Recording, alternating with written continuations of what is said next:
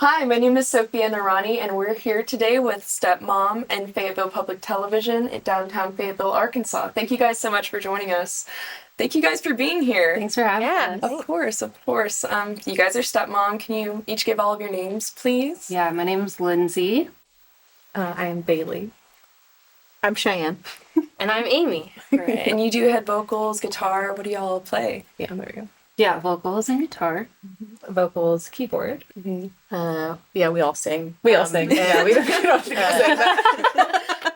Bass and cello. And I play drums and oboe. Yeah, cool. Awesome. So, just to start off, why is your band called Stepmom? Yeah, we get this question a lot, and there's really no particular reason. It just sounded cool. I was really inspired by bands like Soccer Mommy and a local band called Husbands, and so I was like, what could like fit in that theme? Yeah. And so Stepmom came to mind, and I was shocked it wasn't taken yet.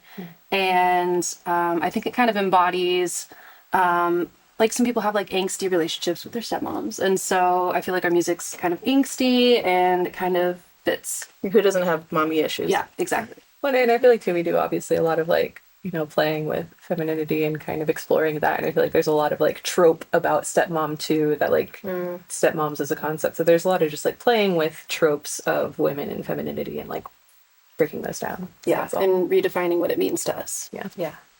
It's very cool.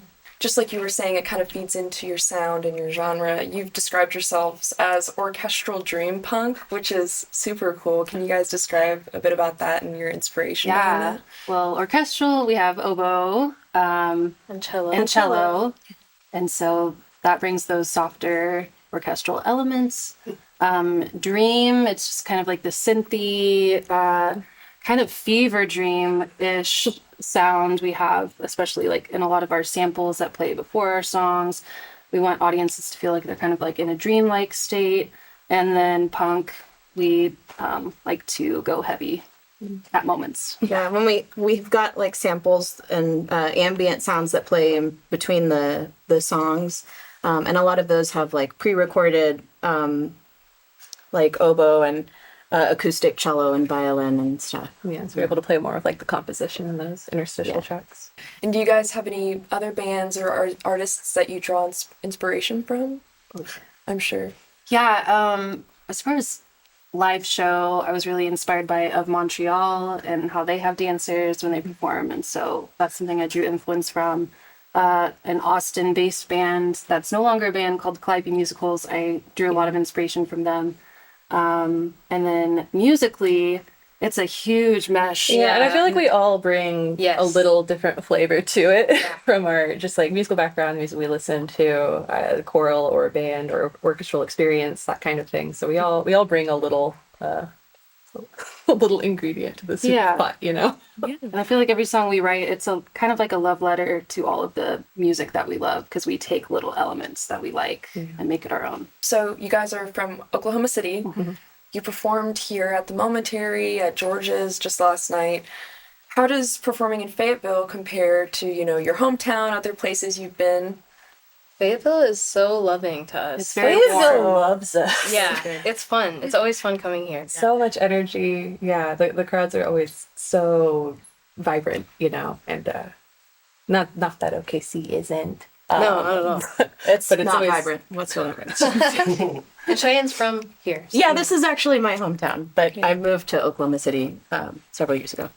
So you guys have a connection here then. Yeah. That's great. That's great. Do you guys enjoy touring? Yes. Yeah, That's the dream. I draw energy from it. Like, it gives me energy to travel and see new places I haven't seen before, meet new people, have new experiences. I feel like it makes time feel like it's lasting a lot longer when you're not stuck in your monotony of your 9 to 5 all the time. I like the parts of touring that aren't just on the road part. That part Yeah, I I don't get like old real driving. quick, Yeah. but the rest of it's great. Yeah.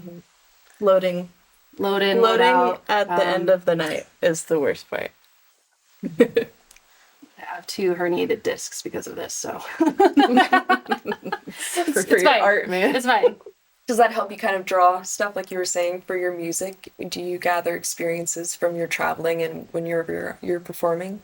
Mainly the herniated disc. Yeah, that's mainly it's a really I think also like it's a subtle through line of all the songs. it exposes you to so many different types of music too. Yeah. Yeah. Like, you get like built-in buddies when you play a show. With Yeah, other getting bands. to listen to the other shows or the other acts on your shows. And it'll be fun because like we'll get added to a bill maybe with other bands are like, oh, like we wouldn't necessarily have seen our music pairing with theirs, and then we'll Yeah. see them play. We're like, oh my gosh, this makes so much sense, and it just starts like help us like recontextualize some of the stuff we're doing, which is really great.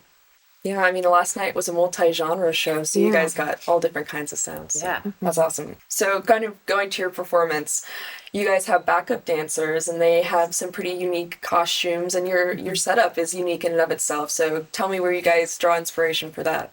Yeah, a lot of the costumes are kind of like personifications of our stage props. And it's all meant to create a nostalgic feeling, very like early 90s, draw inspiration from my childhood, the Barbies, the melted Barbies.